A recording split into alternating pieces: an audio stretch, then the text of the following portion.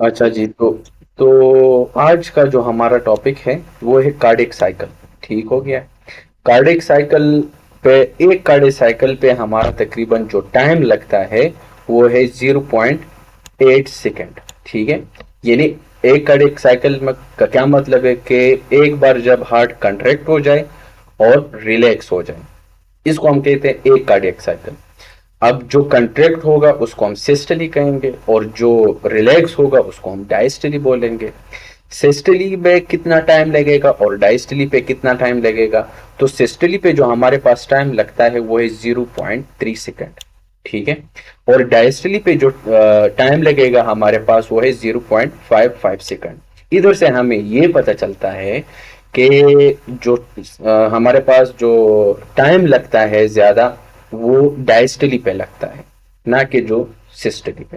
क्योंकि सिस्टली पे हमारे पास 0.3 सेकेंड लगता है, जबकि डायस्टली पे 0.55 सेकेंड ये लगता है। ठीक है। तो ये एक कार्डियक साइकिल। अब एक कार्डियक साइकिल में जो हमारे पास जो, अगर हम सिस्टली की बात करें, तो सिस्टली में एक है हमारे पास आइसोवॉल्यूमेट्रिक कंट्रैक्शन। ठीक है। क्योंकि नाम से जाहिर है, सिस्टली के बाद जब हम करते हैं तो क्या हम कहते हैं कि जब हमारा हार्ट जो है ना वो कंट्रैक्ट हो जाए। ठीक हो गया। तो जब हार्ट कंट्रैक्ट होता है तो इसी वजह से तो देखिए ना, तो इसमें एक हमारे पास होगा आइसोवॉल्यूमेट्रिक कंट्रैक्शन, और इसका जो दूसरा नाम होगा वो है अर्ली सिस्टली। ठीक है। इसके अलावा जो सेकंड फेज होगा सिस्टली में वो है हमारे पास रैपिड वेंट्रिकुलर इजेक्शन। ठीक है। इसका दूसरा नाम है हमारे पास मिड सिस्टली। और एक है हमारे पास रिड्यूस्ड वेंट्रिकुलर इजेक्शन। ठीक है। जिसका दूसरा नाम है लेट सिस्टली। और इस रिड्यूस वेंट्रिकुलर इजेक्शन को हम एक और नाम भी दे देते हैं, और वो नाम है हमारे पास स्लो स्लो वेंट्रिकुलर इजेक्शन। ठीक हो गया। ये हमारे पास सिस्टली में हमारे पास इतने पेज हैं। ठीक हो गया। डायस्टली की अगर हम बात करें तो जिस तरीके से यहाँ पे आइसोवॉल्यूमेट्रिक कंट्रैक्शन है, तो यहाँ पे हमने कंट्रैक्शन की बात करनी है, यहाँ पे हम रिलैक्सेशन की बात करेंगे, और रिलैक्सेशन को हम क्या कहते हैं? डायस्टली। तो बिल्कुल इसका अपोजिट, यहाँ पे आइसोवॉल्यूमेट्रिक कंट्रैक्शन की जगह पे रिलैक्सेशन होगा, और इसको हम दूसरा नाम कहेंगे अर्ली डायस्टली। ठीक हो गया। जो दूसरा, जिस तरह यहाँ पे रैपिड वेंट्रिकुलर इजेक्शन है, यहाँ पे हमारे पास रैपिड वेंट्रिकुलर फिलिंग होगी। ठीक हो गया। और जिस तरह यहाँ पे हमारे पास रिड्यूस वेंट्रिकुलर इजेक्शन है, तो यहाँ पे भी हमारे पास रिड्यूस वेंट्रिकुलर फिलिंग होगी। ठीक है। जिस तरह यहाँ पे हमने इसका नाम रखा स्लो, तो इधर भी रिड्यूस को हम स्लो भी कहते हैं। ठीक है ना। तो अगर बुक में या कहीं कोई पूछे, या जो है ना, यानी डिफरेंट जगहों पे इसको जो है ना डिफरेंट नाम से जाना और पहचाना जाता है। ठीक है ना। तो अगर कोई कल आपसे पूछे कि भाई स्लो वेंट्रिकुलर फिलिंग, तो इसका यही मतलब है रिड्यूस वेंट्रिकुलर फिलिंग, या आपका जो है ना रिड्यूस वेंट्रिकुलर एजेक्शन, तो इसका यही मतलब है कि स्लो वेंट्रिकुलर इजेक्शन। ठीक है ना। तो डिफरेंट बुक्स ने कुछ इस नाम से जो है ना याद किया है, कुछ इस नाम से याद किया है। तो हमने सारों को याद रखना है, जहन में रखना है कि ये एक ही बला का नाम है। ठीक है। अब रैपिड वेंट्रिकुलर फिलिंग और रिड्यूस्ड वेंट्रिकुलर फिलिंग, इन दोनों को हम मिड डायस्टली बोलते हैं। ठीक है। और इसका जो लास्ट है वो है एट्रियल सिस्टली, और इसको हम दूसरा नाम कहते हैं लेट डायस्टली। ठीक हो गया। अब जैसा कि हमने पहले पढ़ा कि हमारा हार्ट जो है ना वो एक बार कंट्रैक्ट और रिलैक्स होती है, और इसको हम कार्डियक साइकिल कहते हैं। लेकिन इससे पहले, आगे जाने से पहले, हमें थोड़ा सा हार्ट के बारे में, उसके चेंबर्स के बारे में पता होना चाहिए। ऑलरेडी हमने पढ़ा है, कोई मसला नहीं है, हम दोबारा यहाँ पे पढ़ेंगे और दोबारा इसको रिकॉल करेंगे, ताकि आगे जब हम जाएंगे तो कोई मसला ना हो। ठीक है। तो मैं वाइट ब्लैक बोर्ड की तरफ चला जाऊंगा। ठीक है।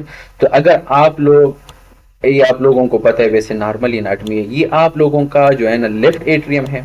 ठीक है। और ये आप लोगों का माइट्रल वाल्व है।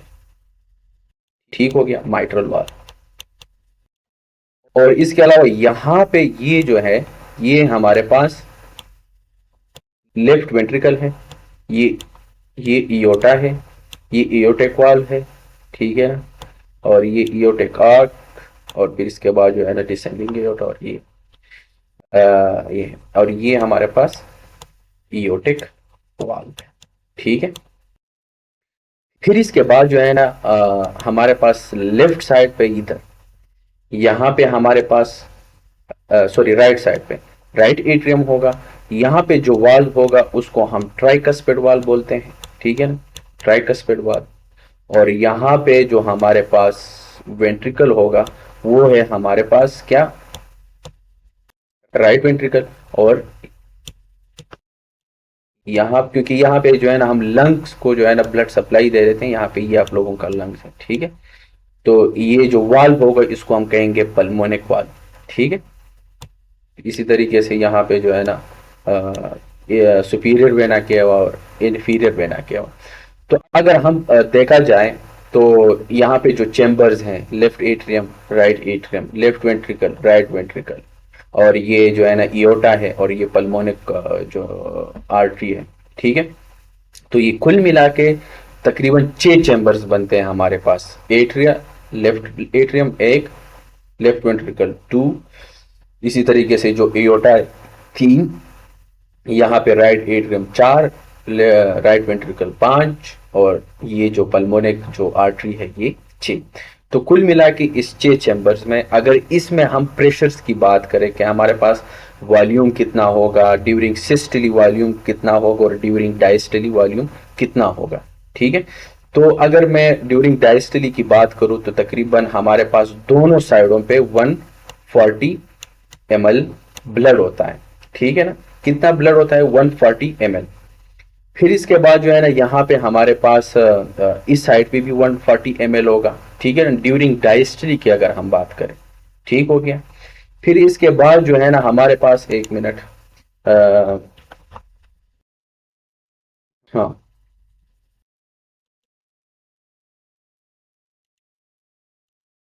हाँ, यहाँ पे भी 140 होगा, ठीक है, ml ड्यूरिंग डायस्टली की अगर हम बात करें। फिर इसके बाद यहाँ पे जो प्रेशर होगा वो प्रेशर कितना होगा, यहाँ पे 0 mmHg राइट, राइट वेंट्रिकल में, ठीक है ना। और अगर मैं इसकी बात करूं, क्या नाम है, लेफ्ट वेंट्रिकल की बात करूं, तो लेफ्ट वेंट्रिकल में भी हमारे पास 0 mmHg होगा, ठीक है। इसके अलावा ड्यूरिंग डायस्टली यहाँ पे हमारे पास इयोटा में 180, सॉरी 180 नॉट 180,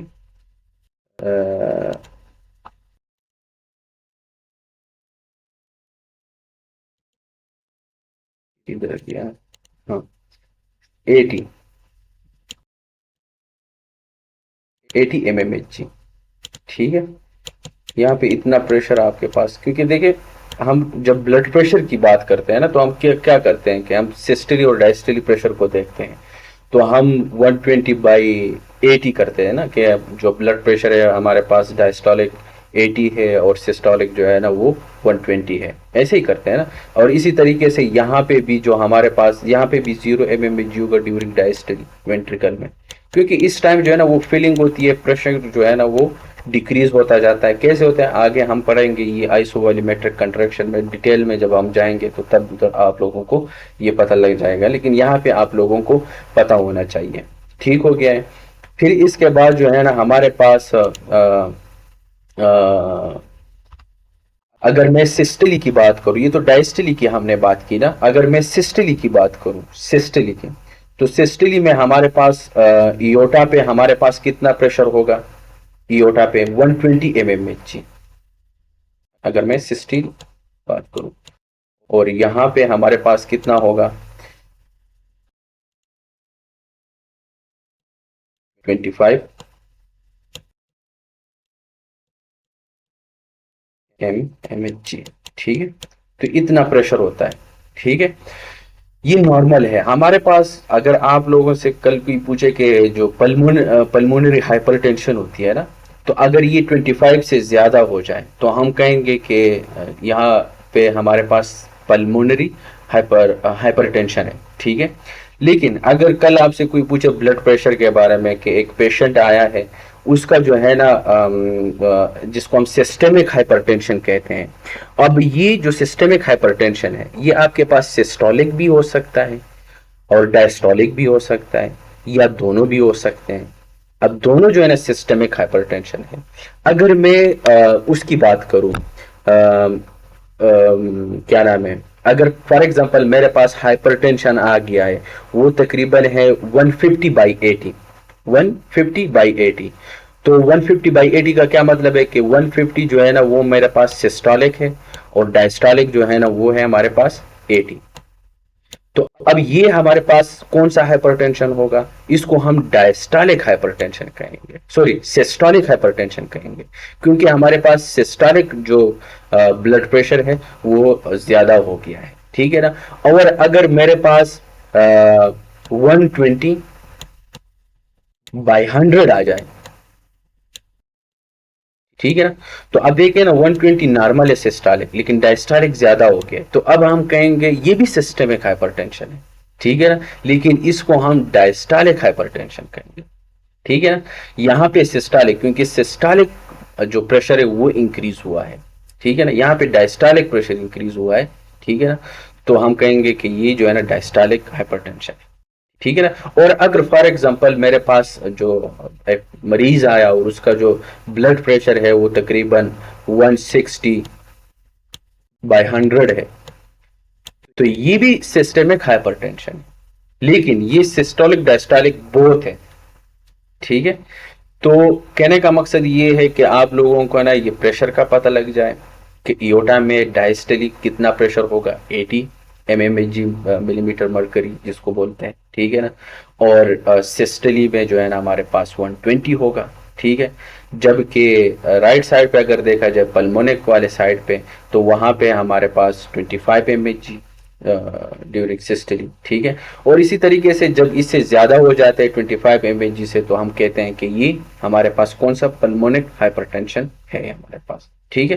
तो देखिए ये आपका जो है ना ये माइट्रल वाल हो गया, ये एओर्टिक वाल हो गया, पल्मोनिक वाल हो गया और ट्राइकस्पिड वाल हो गया है, ठीक है। अब हम जो है ना वन बाय वन एक एक चीज को हम एक्सप्लेन करेंगे। जैसे कि आइसोवॉल्यूमेट्रिक कंट्रिक्शन की अगर हमने बात की ना, उसको अब हम एक्सप्लेन करेंगे सिस्टली, कि ड्यूरिंग सिस्टली आइसोवॉल्यूमेट्रिक कंट्रैक्शन में क्या होगा। अब जब वाल बंद होता है तो उस टाइम जो है ना हमारे पास साउंड प्रोड्यूस होती है। साउंड्स के बारे में हम डिटेल में बात करेंगे, S1 है, S2 है, S3 है, S4 है, ठीक है ना, मरमर है, कुछ हमारे पास स्नैप है, कुछ जो है ना हमारे पास एबनॉर्मल हार्ट साउंड जो है वो सारे हम करेंगे, इसका अलग टॉपिक है। जैसे हम कार्डियक साइकिल को खत्म करेंगे तो नेक्स्ट जो हमारे पास जो टॉपिक होगा वो साउंड्स के बारे में होगा, ठीक है। तो अगर मैं आइसोवॉल्यूमेट्रिक कंट्रैक्शन की बात करूं, यानी हाँ ये सिस्टली की बात हमने की ना, तो अब सिस्टली में हमारे पास जो पहला वो है हमारे पास आइसोवॉल्यूमेट्रिक कंट्रैक्शन। ये आइसो का मतलब होता है सेम, वॉल्यूम का मतलब होता है वॉल्यूम। अब इस फेज में इस जिसको हमने अर्ली सिस्टली भी नाम दिया है, अब इस फेज में जो हमारे पास वॉल्यूम होगा वो सेम होगा, लेकिन इस टाइम कंट्रैक्शन स्टार्ट होगी, इसलिए नाम भी हमने यही रखा, iso volumetric contraction. Volume same रहेगी लेकिन कंट्रैक्शन होगी, ठीक है ना। अब अगर आइसो वॉल्यूमेट्रिक कंट्रैक्शन की अगर हम देखें, हम इसको इस ये जो है ये वाला ये जो फोटो है ये BRS में ये पेज नंबर किस पे कितने पे दिया है, तकरीबन 87 पे दिया है ये वाला, ठीक है। तो इसमें ECG पे क्या चेंजेस होगा, और ECG ऑलरेडी हमने एक्सप्लेन की। वेनस पल्स पे क्या होगा, ठीक है ना, आपका जो वेंट्रिकुलर वॉल्यूम है उस पे क्या असर होगा, ठीक है ना, कौन सा साउंड प्रोड्यूस होगा वो हम करेंगे। इसके अलावा जो है ना आपके पास जो वाल्व है, एट्रियल वाल्व है और माइट्रल वाल्व है, पल्मोनिक वाल्व है, और इसके अलावा जो है ना ट्राइकस्पिड वाल्व है, उस पे क्या असर होगा, ईच फेज में हम ये बात करेंगे। ये देखिए ना, A B C D E F G, ठीक है ना। तो जो बी वाला लाइन है इसको हम करेंगे। तो बी में क्या है, बी का मतलब होता है कि इसका में हमारे पास आइसो वॉल्यूमेट्रिक कंट्रैक्शन होगी। ए वाला जो है ना, ये एट्रियल सिस्टली, इसको मैं लास्ट में करूंगा, लेकिन हम आइसो वॉल्यूमेट्रिक कंट्रैक्शन से स्टार्ट करेंगे, ठीक है। तो जो बी वाला है, ये बी वाला साथ, ये इस पे ईसीजी पे क्या चेंजेस आएगा, इस पे क्या चेंजेस आएगा, वेनस पल्स पे क्या, ये वेनस पल्स हम एक्सप्लेन करेंगे। इसको जुगुलर वेनस प्रेशर भी बोलते हैं, ठीक है ना। और इसके अलावा जो है ना वेंट्रिकल पे, ये हम डिटेल में करेंगे अभी। तो देखिए, आइसो वॉल्यूमेट्रिक कंट्रैक्शन में वॉल्यूम आपका सेम रहेगा, कंट्रैक्शन स्टार्ट होगी। अब ईसीजी पे अगर देखें तो वेंट्रिकल जब कंट्रैक्ट होती है तो हमारे पास ईसीजी पे कौन सा वेव आता है, जैसे हमने पहले पढ़ा है। तो क्यूआरएस कम्प्लेक्स जो होता है ना, ये वेंट्रिकल की डिपोलराइजेशन जब होती है तो हमारे पास ईसीजी पे क्यूआरएस ये कम्प्लेक्स बन जाता है। तो ईसीजी पे हमारे पास ये कम्प्लेक्स होगा, ठीक हो गया। फिर इसके बाद जो है ना हमारे पास यहाँ पे जो साउंड प्रोड्यूस होगा, आइसोवॉल्यूमेट्रिक कंट्रैक्शन में साउंड प्रोड्यूस होता है। अब साउंड प्रोड्यूस कब होगा, क्योंकि कंट्रैक्शन हो रही है और वॉल्यूम सेम है। अब न ब्लड कोई बाहर जा रहा है न अंदर आ रहा है, ठीक है ना, लेकिन वहां पे ब्लड है, कंट्रैक्शन सिर्फ हो रही है, सेम वॉल्यूम है, सारे वाल्व बंद है। इस टाइम जो वाल्व बंद होते हैं तो वहां पे जो साउंड प्रोड्यूस होगा उसको हम कहेंगे S1 साउंड, ठीक है। और ये किस वजह से होता है, क्योंकि जब भी हमारे पास माइट्रल वाल और इसके अलावा जो है ना ट्राइकस्पिड वाल, ये दोनों बंद हो जाते हैं तो हमारे पास साउंड प्रोड्यूस हो जाती है और उस साउंड को हम कहेंगे S1 साउंड। अब साउंड्स के बारे में हम कल डिटेल में बात करेंगे। उसमें ये कहना, क्योंकि हम कुछ साउंड जो है ना वो हमारे पास सिस्टली होता है, कुछ साउंड जो है ना वो हमारे पास ड्यूरिंग डायस्टली प्रोड्यूस होते हैं। तो जो सिस्टली प्रोड्यूस होगा जो साउंड, उसको हम सिस्टालिक हार्ट साउंड भी कहेंगे, और जो डायस्टली साउंड्स प्रोड्यूस होगा उसको हम डायस्टालिक साउंड्स कहेंगे, हार्ट साउंड, ठीक है ना। तो ये तरीका हम इसके लिए आसान सा तरीका बनाएंगे और उसी तरीके से हम याद करेंगे। बड़े आसान तरीका है, बस उस चीज को जहन में रखना है, उसी को फॉलो करना है, और फिर आगे जो भी मतलब मसला आएगा आप बताएंगे कि यार ये सिस्टोलिक हार्ट साउंड है या ये डायस्टोलिक हार्ट साउंड है, ठीक है। तो अब देखें, क्योंकि पहला फेज है आइसोवॉल्यूमेट्रिक है, इस टाइम सारे वाल्व बंद होते हैं हमारे पास, और इस टाइम हमारे पास माइट्रल वाल्व भी बंद हो जाती हैं, ट्राइकस्पिड वाल्व भी बंद होती है, और क्योंकि कोई वॉल्यूम बाहर नहीं जा रहा है, ठीक है ना। तो वहां पे जब साउंड प्रोड्यूस होंगी उस साउंड को हम कहेंगे S1 साउंड। तो देखिए, हमने दो बातें की आइसोवॉल्यूमेट्रिक कंट्रैक्शन में, कौन कौन सी, कि इसमें एक क्यूआरएस कम्प्लेक्स बनेगा, क्योंकि वेंट्रिकुलर डीपोलराइजेशन हो रही है ना, ठीक है ना। जब वेंट्रिकुलर कंट्रैक्शन होती है, कंट्रैक्शन का दूसरा मतलब डीपोलराइजेशन, तो उस टाइम हमारे पास क्यूआरएस कम्प्लेक्स बनेगा, ठीक है ना। फिर हमने बात की कि यहाँ पे सारे वाल्व बंद होते हैं, S2 साउंड प्रोड्यूस होगा, ठीक है ना, सॉरी S1 नॉट 2, ये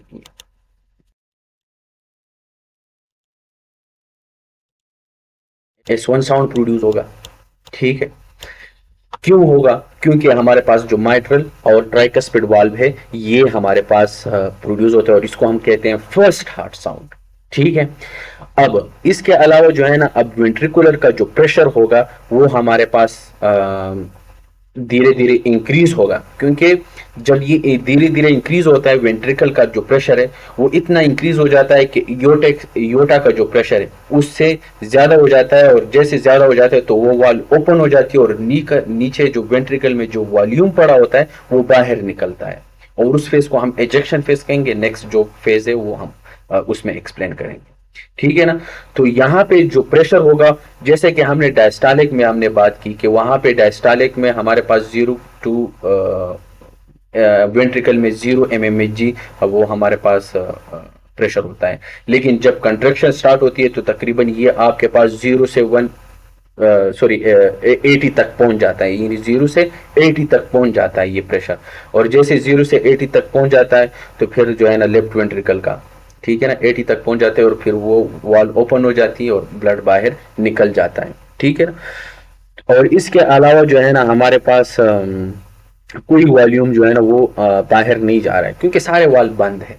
ठीक हो गया। तो ये था हमारे पास आइसो वॉल्यूमेट्रिक कंट्रैक्शन। ठीक हो गया। अब इस टाइम जैसे प्रेशर जो है ना वो जीरो से 80 तक चला गया। यहाँ पे जो प्रेशर था जीरो से तकरीबन 80 तक चला गया। ठीक है ना। अब इसके बाद प्रेशर जो है ना वो ज्यादा हो जाएगा एओर्टा से जो वेंट्रिकल का प्रेशर है वो ज्यादा हो जाएगा। और जैसे वो ज्यादा हो जाता है तो हमारे पास जो एओर्टिक वाल्व होती है वो ओपन हो जाती है और ब्लड वेंट्रिकल से एओर्टा की तरफ चला जाता है। अब इस फेज को हम कहेंगे कि जब ये ब्लड वेंट्रिकल से एओर्टा की तरफ चला गया, एजेक्ट किया, जो ब्लड वेंट्रिकल से बाहर फेंका, इसको हम कहेंगे इजेक्शन फेज। जैसे कि पीपीटी में हमने यहाँ पे बात की, ये वाली रैपिड वेंट्रिकुलर इजेक्शन, जिसको मिड सिस्टली भी बोलते हैं। ठीक हो गया। तो अगर मैं मिड सिस्टली के मजीद इस पे थोड़ा सा बहस करूं तो वो ये है कि जब रैपिड, क्योंकि इस टाइम हमारे पास रैपिड वेंट्रिकुलर इजेक्शन फेज में क्या होगा, हमारे पास तकरीबन 80 mmHg का जो प्रेशर था, यानी 80 तक कौन लेके गया हमारे पास आइसोवॉल्यूमेट्रिक कंट्रैक्शन में 0 से 80 तक चला गया। अब इस फेज में इंट्रावेंट्रिकुलर का जो प्रेशर है वो 80 से लेकर तकरीबन 120 तक पहुंच जाता है। ठीक है, 80 mmHg। प्रेशर ज्यादा हो गया, ब्लड वेंट्रिकल से एओर्टा की तरफ निकल गया। ठीक है, इसको हम कहेंगे रैपिड एजेक्शन फेज। ठीक है। और जो राइट वेंट्रिकल है उसका जो वो है वो तकरीबन वो भी आपके पास 25 तक पहुंच जाएगा, क्योंकि सिस्टली हम बात कर रहे हैं। ठीक है, सॉरी 8 से 25 तक पहुंच जाएंगे, क्योंकि डायस्टली में जो है ना वो हमारे पास वो होता है। ठीक हो गया। तो इतना प्रेशर जनरेट हो गया। फिर इसके बाद हमारे पास क्या होगा, ये वेनस पल्स प्रेशर में हम बात करेंगे कि उस टाइम जो है ना हमारे पास ना सी वेव बन जाती है। जब आपके पास ब्लड बाहर निकलता है तो वहां पे जो वेव बनती है वो सी वेव है। कैसे है वो आगे हम वेनस जुगुलर वेनस प्रेशर में हम बात करेंगे। तो वहां पे ये ए वेव है, हमारे पास सी वेव है, ठीक है ना, वी वेव है, ये हम करेंगे वहां पे वाई है। ठीक है, तो ये उधर से आप लोगों को पता लग जाएगा। और या इस टाइम जो है ना हमारे पास जो ब्लड वेंट्रिकल से एओर्टा की तरफ जाता है, ठीक है ना, इस टाइम जो प्रेशर होगा वो इतना होगा, इसको हम रैपिड वेंट्रिकुलर इजेक्शन फेज कहेंगे। यहाँ पे प्रेशर इतना होगा, ब्लड बाहर निकलेगा। ठीक है, और जो ब्लड बाहर निकलेगा उसको हम स्ट्रोक वॉल्यूम कहेंगे। ठीक है, और फिर इसके बाद जो है ना पीछे जो ब्लड रहेगा ड्यूरिंग सिस्टली बाहर निकल गया ना, तो वो इसको हम एंड सिस्टोलिक वॉल्यूम कहेंगे। ठीक हो गया। फिर इसके बाद जो है ना हमारे पास जो वेव बनेगा, पल्स प्रेशर पे जो वेव बनेगा वो है सी वेव। ठीक है ना, ये बस ये थोड़े से पॉइंट्स है, आप लोगों की सी वेव की समझ नहीं आ रही है, लेकिन जब हम ये वेनस पल्स प्रेशर करेंगे अभी नेक्स्ट, तो उधर से आप लोगों को फिर ये क्लियर हो जाएगा। ठीक हो गया। क्योंकि अब जो ब्लड इधर से बाहर निकल गया, क्योंकि प्रेशर जाहिर सी बात है वो एओर्टा से ज्यादा हो गया, तो एओर्टिक वाल्व ओपन हो जाती है और ब्लड बाहर निकलता है। ठीक है ना। अब इस फेज में ये जो रैपिड वेंट्रिकुलर इजेक्शन फेज है, इसमें तकरीबन हमारे पास 70% जो ब्लड होगा वो बाहर निकलता है। 70%। द रिमेनिंग 30% जो वो है वो हमारे पास स्लो में निकल जाएगा। कैसे निकलते वो आगे हम करेंगे। ठीक है ना। अब इस टाइम जो है ना हमारे पास, क्योंकि कंट्रैक्शन जो है ना वो स्टॉप हो गई है, ब्लड बाहर निकल गया है, इसके बाद जो है ना फिर हमारे पास क्या होगी, वेंट्रिकल जो है ना वो रिलैक्स हो जाएगा, रिपोलराइज हो जाएगा। और जब रिपोलराइज होता है तो उस टाइम जो हमारे पास जो ईसीजी पे वेव बनेगी उसको हम टी वेव कहेंगे। ये ऑलरेडी हमने ईसीजी में किया है, आप लोगों को पता है। ठीक है, तो टी वेव बनेगी ईसीजी पे, ये होगा। बाकी हम उधर ग्राफ से भी इसको दोबारा एक्सप्लेन करेंगे। ठीक है, पहले आप लोग जहन में ये मोटे मोटे बातें जो है ना ये जहन में रखो। ठीक है ना। तकरीबन 70% जो स्ट्रोक वॉल्यूम है यानी जो ब्लड है वो बाहर इसी फेज में निकल जाएगा, ठीक है ना। फिर इसके बाद जो है ना जो फेज होगा वो है हमारे पास स्लो वेंट्रिकुलर इजेक्शन फेज, जिसको हम लेट सिस्टोली कहेंगे या रिड्यूस वेंट्रिकुलर इजेक्शन। इस टाइम जो है ना हमारे पास जो है ना वेंट्रिकल जो है ना वो कंट्रैक्शन कंटिन्यू रहती है तकरीबन, लेकिन बहुत स्लो होता है, इसलिए नाम भी हमने यही रखा है कि स्लो होगी, कंट्रैक्शन होगी लेकिन स्लो होगी, ठीक है। अब जो प्रेशर होगा वो डिक्रीज होता जाएगा, क्योंकि नाम से जाहिर है स्लो वेंट्रिकुलर इजेक्शन है, ठीक है ना। जो प्रेशर है वो भी धीरे धीरे नीचे की तरफ आएगा, क्योंकि इसके बाद फिर डायस्टोलिक वाला सीन स्टार्ट हो जाता है, ठीक है। फिर इसके बाद जो है ना एओर्टिक का जो प्रेशर है वो भी डिक्रीज होती जाएगी, और जैसे वो डिक्रीज होती है फिर इसके बाद जो है ना वो वाल भी बंद हो जाता है, और जो रिमेनिंग 30% ब्लड होता है वो इसे रिड्यूस या स्लो वेंट्रिकुलर इंजेक्शन में बाहर निकलता है, ठीक हो गया। तो ये तो थे हमारे पास सिस्टली, ठीक है, सिस्टली।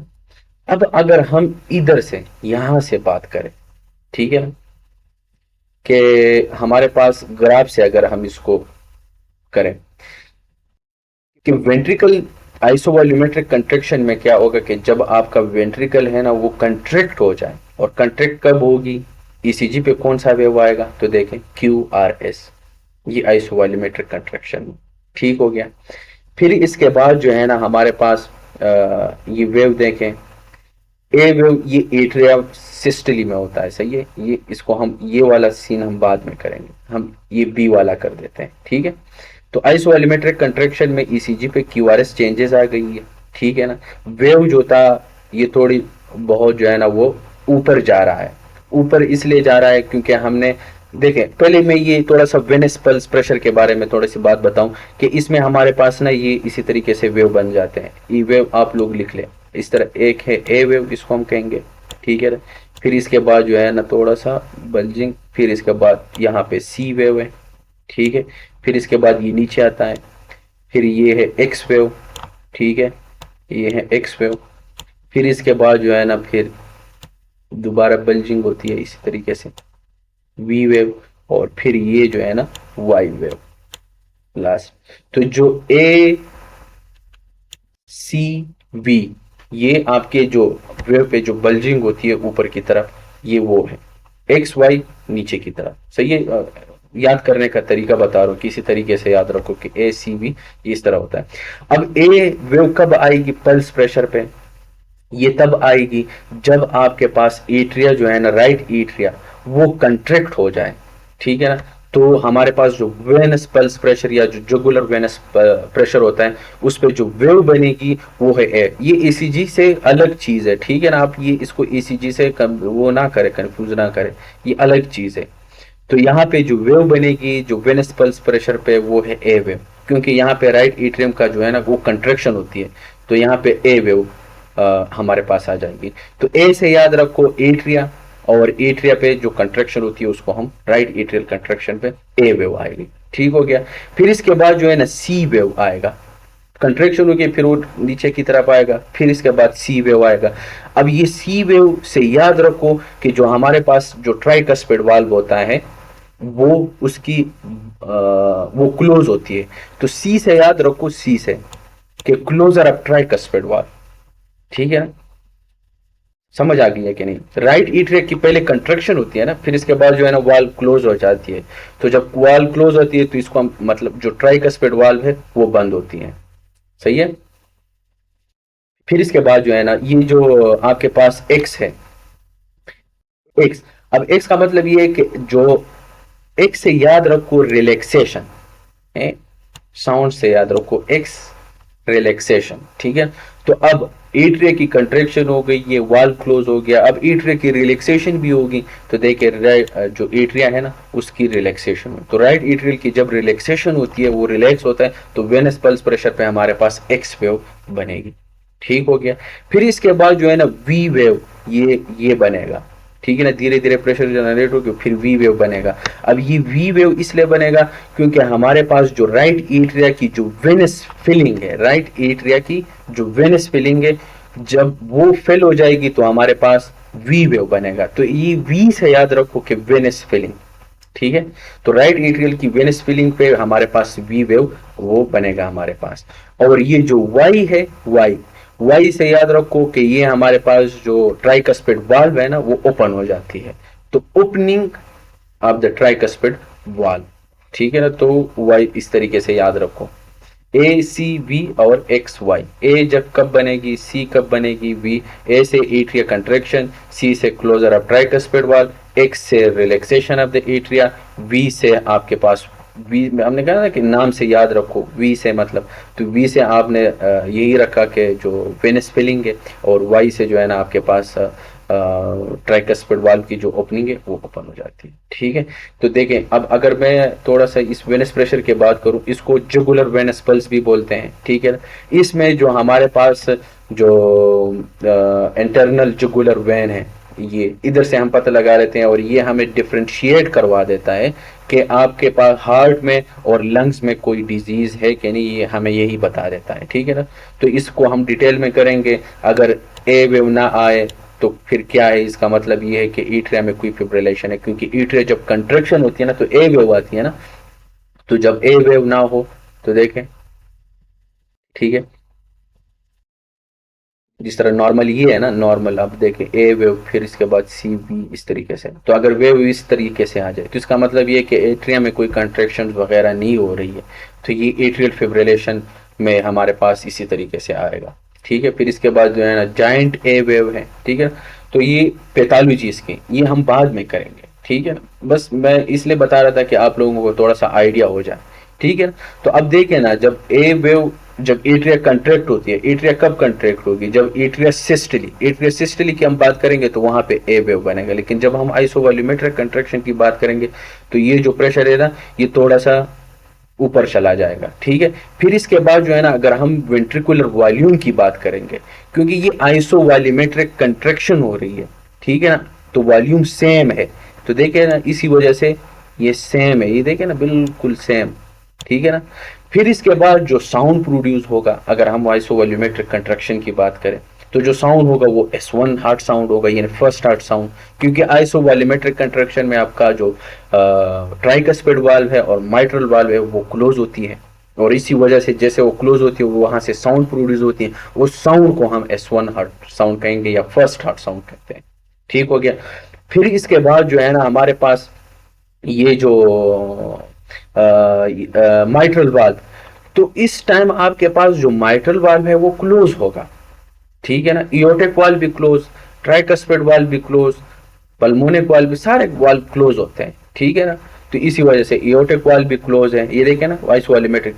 इस टाइम फिर यहाँ पे जब सी, ये जो एजेक्शन फेज स्टार्ट होगा, फिर इयोटिक वाल्व जो है ना वो ओपन हो जाएगा, ठीक है ना। तो यहाँ पे माइट्रल वाल्व क्लोज है, इसी वजह से जो है ना यहाँ पे हमारे पास क्या है, इसी तरीके से ये आया है हमारे पास, ठीक है। लेकिन जब भी हम लेफ्ट वेंट्रिकुलर प्रेशर की बात करें, ये वाला जो वेव है ना ये हमारे पास वेंट्रिकुलर, यानी लेफ्ट वेंट्रिकुलर प्रेशर की बात हम कर रहे हैं। तो देखिए इस टाइम आइसोवॉल्यूमेट्रिक कंट्रैक्शन है ना, तो धीरे धीरे धीरे प्रेशर जो है ना वो बढ़ती जाएगी, बढ़ती जाएगी, बढ़ती जाएगी, और जैसे इधर तक पहुंच जाता है एओर्टिक वाल्व से इसका प्रेशर ज्यादा हो जाता है, और जब एओर्टिक वाल्व से प्रेशर ज्यादा हो जाता है एओर्टिक वाल्व ओपन हो जाती है और बाहर ब्लड फिर निकल लेता है। तो ये तो हमने आइसोवॉल्यूमेट्रिक कंट्रैक्शन की बात की। फिर जब हम रैपिड वेंट्रिकुलर इजेक्शन की बात करेंगे, ये सी, इस लाइन की बात करते हैं, ठीक है ना।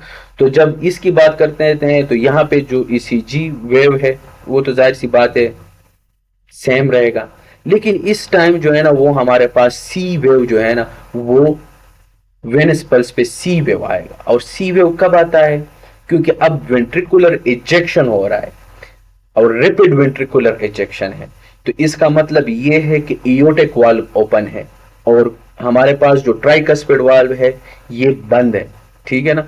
तो सी वेव तब आएगा क्योंकि जब आपके पास वो ट्राइकस्पिड वाल्व बंद होती है, तो उस टाइम जो वेव प्रोड्यूस होगा closure of the tricuspid valve, ठीक है ना। तो ये क्लोजर आपके पास सी वेव आ गया, ठीक है ना।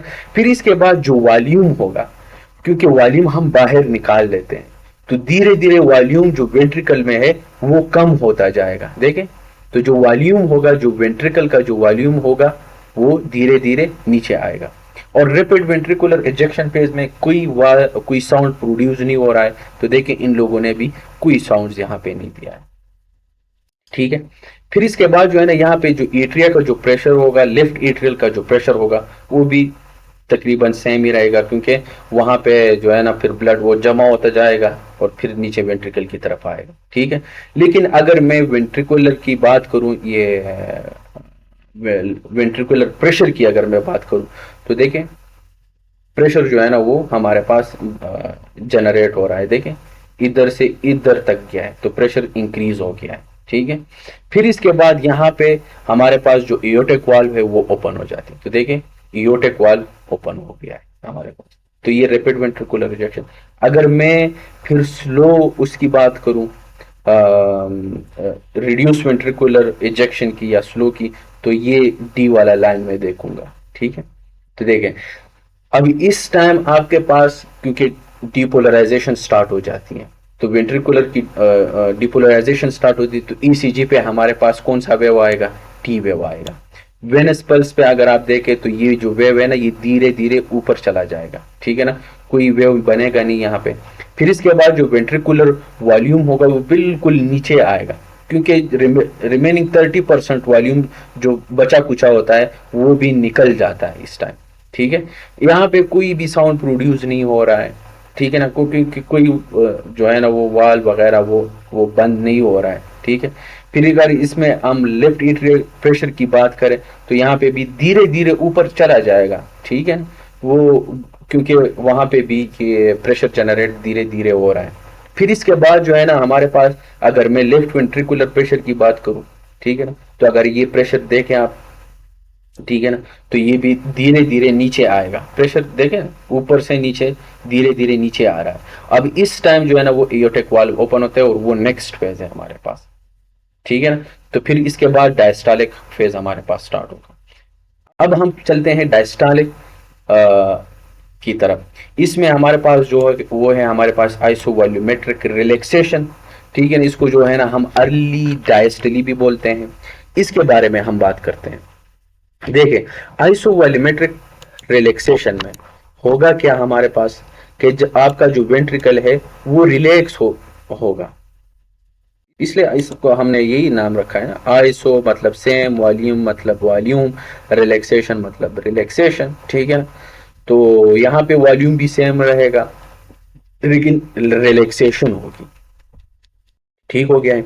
अब जो वेंट्रिकल है वो रिपोलराइज होगा। अब इस टाइम जो है ना हमारे पास जो टी वेव का जो एंड है वो होगा हमारे पास, end of the T wave जिसको हम बोलते हैं। अब इस टाइम आपका जो है ना हार्ट वो रिपोलराइज हो चुका है, यानी वेंट्रिकल। ठीक है। तो इसलिए जो है ना आपका ये होगा इस टाइम, ये जो वेंट्रिकुलर रिलैक्सेशन, आइसोवॉल्यूमेट्रिक रिलैक्सेशन, इस टाइम जो एओर्टिक वाल्व है वो क्लोज होता है, एओर्टिक वाल्व क्लोज होगा। ठीक हो गया है, क्योंकि अब रिलैक्स हो रहा है आपका हार्ट जो है ना वो क्या हो रहा है, रिलैक्स हो रहा है। वाल्व जो है ना एओर्टिक वाल्व वो क्लोज हो रहा है, लेकिन एओर्टिक वाल्व क्लोज हो गया है, हार्ट आपका रिलैक्स हो रहा है। ठीक है ना, वॉल्यूम इधर सेम रहेगा। सही हो गया। फिर इसके बाद जो है ना यहाँ पे क्योंकि रिलैक्स हो गया है आपका हार्ट, और यहाँ पे जो वेव बनेगी ईसीजी पे वो टी वेव मतलब end of the T wave, ये P Q R S T, ये वाला ये जो एंड है ये इसको हम कहते हैं। ठीक है। थोड़ी सी एबनॉर्मल ईसीजी बनी हमारे, लेकिन ये एबनॉर्मल नहीं है, नॉर्मल है। ठीक है। ये हो गया। इसके अलावा जो है ना अब यहाँ पे हमारे पास साउंड प्रोड्यूस होगी। साउंड किस तरह प्रोड्यूस होगी कि अब ये हार्ट का दूसरा साउंड है। पहले साउंड को हमने S1 दिया, अब ये दूसरा साउंड है तो इसको हम S2 साउंड कहेंगे। ठीक है ना। अब ये क्यों ये साउंड प्रोड्यूस हो रहा है, क्योंकि हमारे पास जो पल्मोनिक वाल्व है और एओर्टिक वाल्व है ये क्लोज होता है। ये एओर्टिक वाल्व और इस साइड पे जो पल्मोनिक वाल्व है हमारे पास, right atrium, sorry right ventricle, ठीक है ना, ये एट्रियम है आपका राइट एट्रियम। ये जो वाल्व है, ठीक है ना, ये पल्मोनिक वाल्व और ये इयोटिक वाल्व, ये दोनों वाल्व बंद हो जाते हैं। थोड़ी सी स्प्लिटिंग होती है, ठीक है, इसके बारे में हम कल बात करेंगे कि ये S1 और S2 थोड़ा सा स्प्लिट हो जाता है, क्योंकि एक थोड़ी सी पहले बंद हो जाती है, दूसरी थोड़ी सी बाद में बंद हो जाती है, ड्यूरिंग एक्सपायरेशन और ड्यूरिंग इंस्पायरेशन। ये हम कल बात इसके बारे में करेंगे, ठीक है ना। वो स्प्लिटिंग होती है, बस जहन में रखो क्या इसमें स्प्लिटिंग होती है, नॉर्मल चीज़ है, ठीक है। अब इस टाइम जो साउंड प्रोड्यूस होगा वो कौन सा होगा, S2 साउंड।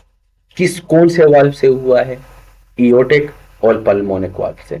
जो पहला साउंड था वो माइट्रल और ट्राइकस्पिड वाल्व की वजह से, क्लोजिंग जब बंद होती है उसकी वजह से, ठीक है ना। कोई भी वाल्व ओपन हो जाती है और उस टाइम कोई साउंड्स प्रोड्यूस करे तो ये फिर पैथोलॉजी है, ठीक है ना, वो फिर उसको हम मरमर कहेंगे, वो एबनॉर्मल हार्ट साउंड है। क्योंकि नॉर्मल हेल्थी वाल्व जब ओपन होती है वो कोई साउंड प्रोड्यूस नहीं करती है, ये जहन में रखें। जब बंद होती है तो साउंड प्रोड्यूस होती है, वो नॉर्मल फिजियोलॉजिकल है, वो हम करेंगे, ठीक है, कल हम साउंड्स करेंगे। फिर इसके बाद जो है ना हमारे पास, हमने यही बात की कि and of the T wave बनेगा हमारे पास, S2 हार्ट साउंड होगा।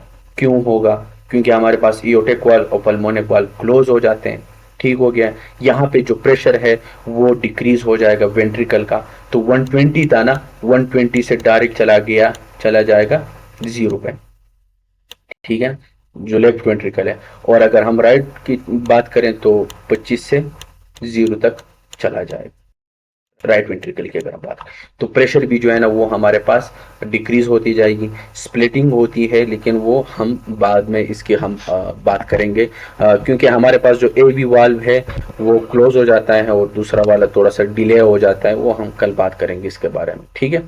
अब इसमें जो है ना आपका हार्ट आइसोवॉल्यूमेट्रिक रिलैक्सेशन में जो हार्ट है वो आपका रिलैक्स हो जाता है, ठीक है ना।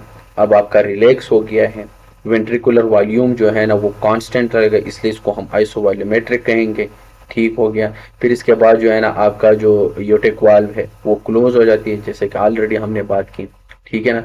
और ये हमारे पास ये था, हमारे पास आइसोवॉल्यूमेट्रिक रिलैक्सेशन, ठीक है ना, अर्ली डायस्टली जिसको बोलते हैं। फिर इसके बाद जो हमारे पास जो नेक्स्ट है वो क्या है, हमारे पास रैपिड वेंट्रिकुलर फिलिंग, ये इसके बारे में हम बात करेंगे, ठीक है। अब रैपिड वेंट्रिकुलर फिलिंग की अगर हम बात करें तो रैपिड वेंट्रिकुलर फिलिंग नाम से जाहिर है कि ये हमें यही बताता है कि अब आपका जो वेंट्रिकल होगा वो फिल होगा किस चीज से, ब्लड से। और ब्लड कहाँ से आएगा, आपके लेफ्ट एट्रियम से ब्लड आपके पास लेफ्ट वेंट्रिकल में आएगा। ये आपका लेफ्ट एट्रियम है, ठीक है ना। अब ब्लड जो है ना वो नीचे वेंट्रिकल की तरफ आएगा, ठीक है। ये आपके पास एओर्टिक वाल्व क्लोज होती है एओर्टिक। इस टाइम जब आपके पास रैपिड वेंट्रिकुलर फिलिंग के नाम से जाहिर है जो ब्लड एट्रियम में होगा वो नीचे वेंट्रिकल की तरफ आएगी, ठीक हो गया। लेकिन इस टाइम जो ब्लड आएगा, क्योंकि इसका नाम हमने यही रखा है कि रैपिड होगा, तेजी से जो है ना वो हमारे पास जो वेंट्रिकल है उसमें फिलिंग होगी, ठीक है ना।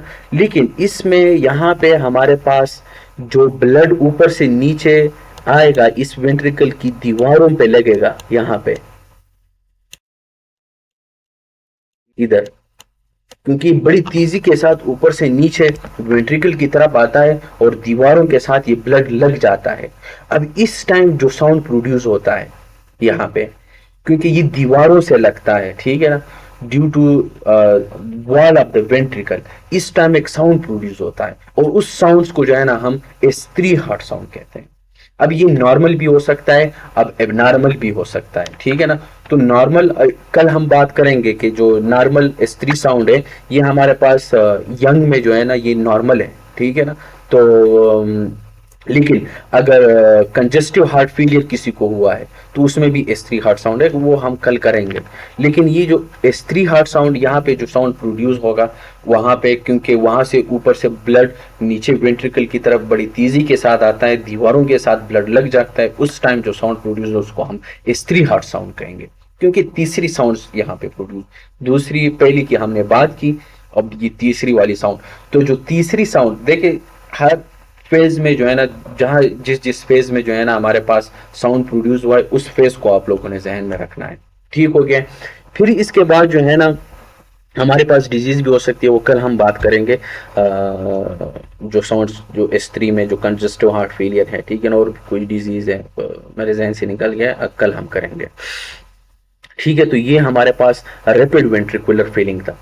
अब इसके बाद जो फेज होगा वो है हमारे पास कौन सा, रिड्यूस्ड वेंट्रिकुलर फीलिंग, जिसको हम स्लो भी कहते हैं। ठीक है ना, इसकी अगर हम बात करें तो अब रिड्यूस यानी स्लो वेंट्रिकुलर फीलिंग, जिसका डायस्टेसिस भी बोलते हैं, बीआरएस वालों ने लिखा है डायस्टेसिस। ठीक है ना, तो इस टाइम कोई साउंड्स प्रोड्यूस नहीं होता है, क्योंकि यहाँ पे जो रिमेनिंग ब्लड होती है ऊपर से जो नीचे की तरफ आती है, ठीक है ना, वो जो है ना, लेकिन हाँ सॉरी, रिमेनिंग ब्लड की बात मैं नहीं कर रहा हूँ, क्योंकि यहाँ पे जो ब्लड आ रही है ना ऊपर से नीचे की तरफ, वो स्लो आ रही है। ठीक है ना, तो तकरीबन जो है ना हमारे पास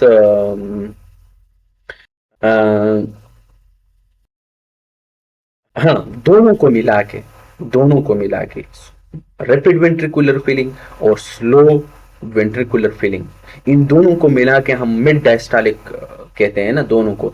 अब इस मिड डायस्टोलिक में दोनों फेजों में जो ब्लड आएगा वो तकरीबन 70% ब्लड होता है, लेकिन एक में बड़ी जल्दी के साथ आता है, दूसरे में जो थोड़ा बहुत पीछे रह जाता है वो भी स्लोली स्लोली नीचे की तरफ आता है। लेकिन इन दोनों फेजों में जो ब्लड होगी वो तकरीबन 70% आपका ब्लड ऊपर एट्रिया से वेंट्रिकल की तरफ आया है, यहाँ से नीचे की तरफ आया हुआ है। ठीक हो गया है। फिर इसके बाद यहाँ पे क्योंकि अब वेंट्रिकुलर फीलिंग हो रही है, तो इस फेज में कोई आपका जो है ना वो हार्ट साउंड प्रोड्यूस नहीं हो रहा है। ठीक है ना, और इसके बाद जो है ना हमारे पास एट्रिया सिस्टली होता है। एट्रिया सिस्टली में ये है कि हमारे पास लेट डायस्टोलिक भी बोलते हैं इसको, लेट डायस्टोलिक। ठीक है ना, क्योंकि एट्रिया वो कंट्रैक्ट कर देती है। अब 30% जो ब्लड रहता है ऊपर एट्रिया में जो 30% ब्लड रहता है वो भी हमारे पास एट्रिया सिस्टली में आ जाता है, उसको हम एट्रिया सिस्टली कहते हैं। ठीक है, अब इसमें जो है ना हमारे पास जो वेव, क्योंकि एट्रिया कंट्रैक्ट कर देती है, तो यहाँ पे जो ईसीजी का जो वेव बनेगा, क्योंकि एट्रिया जब कंट्रैक्ट करती तो ऑलरेडी हमने बात की है ईसीजी में कि पी वेव बनेगा। ठीक है, तो ये हमने बात की। अब यहाँ पे हमारे पास साउंड्स प्रोड्यूस होगा, वो भी ये प्रोड्यूस होगा क्योंकि यहाँ पे हमारे पास तो ब्लड तो पहुंच गया है।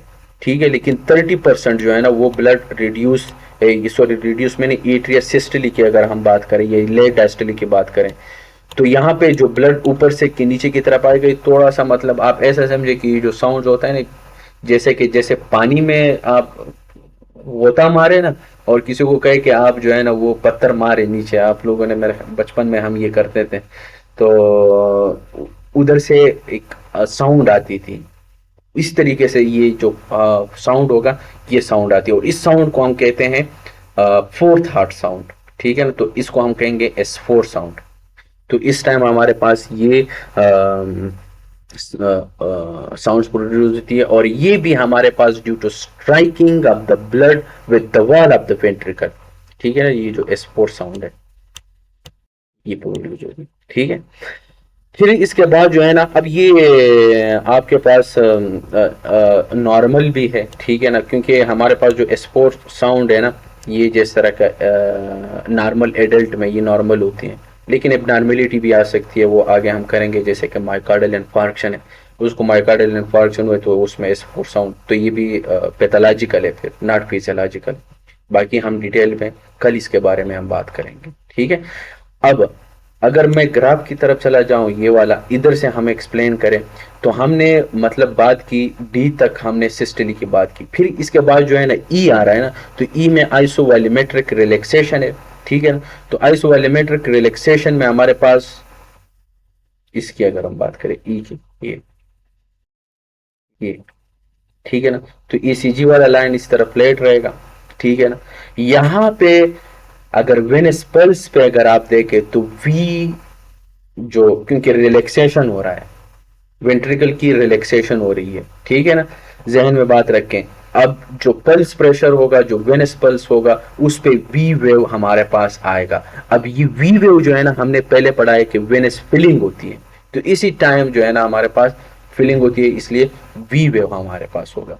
अब यहाँ पे हमारे पास जो वॉल्यूम है वो धीरे धीरे ऊपर की तरफ जाएगा, ठीक है, क्योंकि अब आपका हार्ट रिलैक्स हो रहा है ना, अब वॉल्यूम जो है ना वो नीचे की तरफ आएगा, फिर वॉल्यूम ऊपर की तरफ चला जाएगा।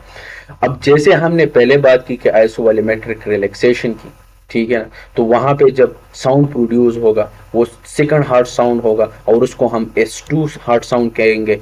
अब ये किस वजह से हुआ है, ऑलरेडी हमने पहले बात की कि एयोटिक और पल्मोनिक वाल्व की वजह से थोड़ी बहुत स्प्लिटिंग होती है, वो हम बाद में करेंगे इसको, ठीक है। फिर इसके बाद जो है ना हमने अगर मैं इसकी बात करूँ, लेफ्ट एट्रिया की प्रेशर की बात करूं, क्योंकि उस टाइम जो है ना वो प्रेशर थोड़ी सी नॉच हो जाती है, इसको कहते हैं नॉच, ठीक है, ये हो जाती है। फिर इसके बाद जो है ना वो धीरे धीरे कम होता जाएगा, ठीक है। फिर इसके बाद अगर मैं इसकी बात करूं लेफ्ट वेंट्रिकुलर प्रेशर की बात, तो देखिए वेंट्रिकुलर ऑलरेडी हमने बात की कि रिलैक्स होता जा रहा है ना, प्रेशर डिक्रीज होती जाएगी, ठीक है ना, वापस जो है ना वो नीचे की तरफ आएगी, तो देखिए ऊपर की तरफ से नीचे आती है। और इस टाइम जो है ना आपके पास एयोटिक वाल्व जो है ना वो क्लोज हो जाती है, तो देखिए एयोटिक वाल्व क्लोज हो गया, प्रेशर लेफ्ट वेंट्रिकुलर का जो है ना वो नीचे की तरफ आ गया, ठीक है ना, तो डिक्रीज होता जा रहा है, ठीक है ना। फिर इसके बाद जो है ना अगर हम एफ की बात करें, तो एफ में हमारे पास क्या है, रैपिड वेंट्रिकुलर फिलिंग। अब इसमें वेंट्रिकल की जो है ना फिलिंग होगी, ठीक है ना, तो ईसीजी पे वही, ठीक है ना। अब ट्राइकस्पिड वाल्व जो है ना वो तो वीक बना था, वो तो हमने आइसोवॉल्यूमेट्रिक रिलैक्सेशन की बात की, क्योंकि हमारे पास जो राइट एट्रिया की जो वेनस फिलिंग थी वो हो रही थी, ठीक है ना। फिर ये धीरे धीरे नीचे आएगा, और जब वेंट्रिकुलर वॉल्यूम की बात करेंगे, क्योंकि रैपिड वेंट्रिकुलर फिलिंग हो रही है, तो इतना फीलिंग जो है ना वो हो रही है इधर तक पहुंच जाता है, ठीक है ना। अब लेफ्ट वेंट्रिकुलर फिलिंग की हमने बात की, तो वहां पे जो साउंड प्रोड्यूस हो रहा था due to striking of the wall, क्योंकि वो इतनी तेजी से ऊपर की तरफ आ जाता है, तो वॉल से जो है ना वो जब गिर जाता है तो वहां पे जो साउंड प्रोड्यूस होती है वो S3 हार्ट साउंड प्रोड्यूस हो जाएगी, ठीक हो गया। फिर इसके बाद जो है ना अगर मैं उसकी बात करूं, क्योंकि इस टाइम जो एट्रिया है, अगर मैं एट्रिया की बात करूं, तो जो एट्रिया है ना उसमें जो है ना वो प्रेशर डिक्रीज होती जा रही है, क्योंकि ऊपर से ब्लड नीचे की तरफ आ रहा है, तो ये देखें ना धीरे धीरे डिक्रीज होती है। और उस टाइम जो वाल्व ओपन होगा, वो कौन सा वाल्व, वो जाहिर सी बात है माइट्रल वाल्व जो है ना वो ओपन हो जाती है, ठीक है। फिर इसके बाद जो है ना अगर मैं वेंट्रिकुलर प्रेशर की बात करूं, तो ऑलरेडी हमने बात की कि ये प्रेशर भी नीचे की तरफ आएगा, ठीक है। और जब अगर आप इयोटा की बात करते हैं, तो इयोटा में जाहिर सी बात है वो भी प्रेशर इयोटा में धीरे धीरे, क्योंकि वाल्व क्लोज हो गया, अब धीरे धीरे उसका भी प्रेशर जो है ना वो नीचे की तरफ आ रहा है, ठीक है ना। अब अगर मैं लास्ट का जो लेड जो वेंट्रिकुलर वो है, रिड्यूस वेंट्रिकुलर फीलिंग है, स्लो वो है, तो वो ये है हमारे पास, ठीक है ना, रिड्यूस वेंट्रिकुलर फीलिंग। तो देखिए हमारे पास पल्स पे फिर ये, और इसी तरीके से ये दोबारा फिर इस तरीके से ये ग्राफ बनेगा, ठीक है। फिर इसके बाद अगर वेंट्रिकुलर फीलिंग में जो रिमेनिंग 30% जो जितना भी रहता है, वो जितना परसेंट ब्लड पीछे रह जाता है वो आ जाती है और ये फीलिंग होती है, ठीक है ना। यहाँ पे कोई हार्ट साउंड्स नहीं है, नो हार्ट साउंड, जैसा कि हमने पहले बात की। इसके बाद जो वेंट्रिकुलर लेफ्ट वेंट्रिकुलर जो प्रेशर है वो जो है ना वो भी नॉर्मल होती जाएगी, ठीक है ना। और इसी तरीके से अगर आप एट्रिया की बात करें, लेफ्ट एट्रिया प्रेशर की बात करें, ये जो डाट डाट है ना ये लेफ्ट एट्रिया की बात है, ठीक है। तो ये भी हमारे पास इस तरीके से। फिर इसके बाद जो है ना आपका एयोटिक प्रेशर देखें तो वो भी नीचे की तरफ आएगी। फिर इसके बाद जो लेट डायस्टली जिसको हमने कहा था वो ये ए है, ठीक है ना। तो ए में देखे जैसा कि हमने, क्योंकि ये इसको हम एट्रिया सिस्टली भी बोलते हैं, तो जब एट्रिया कंट्रैक्ट होती है तो यहाँ पे पी वेव बनेगा, ठीक है ना। फिर इसके बाद वेनस पल्स पे ए वेव बनेगी। वो क्यों बनेगी, क्योंकि ऑलरेडी हमने ए से हमने याद रखा था, क्योंकि ये ए से मतलब एट्रिया, और एट्रिया की कंट्रैक्शन होती है, तो यहाँ पे ईसीजी पे पी वेव बनेगा और वेनस पल्स पे ए वेव बनेगा, ठीक है ना, क्योंकि वहां पे कंट्रैक्ट हो गई। फिर इसके बाद जो है ना हमारे पास जो वेंट्रिकुलर वॉल्यूम होगा वो थोड़ी देर के लिए इस तरीके से वो क्योंकि ऊपर से ब्लड आ रहा है, ठीक है ना, तो फिर वो नीचे की तरफ जाए। इसी वजह से फिर हमारे पास S4 हार्ट साउंड जो है ना यहाँ पे प्रोड्यूस हो रहा है, ठीक है।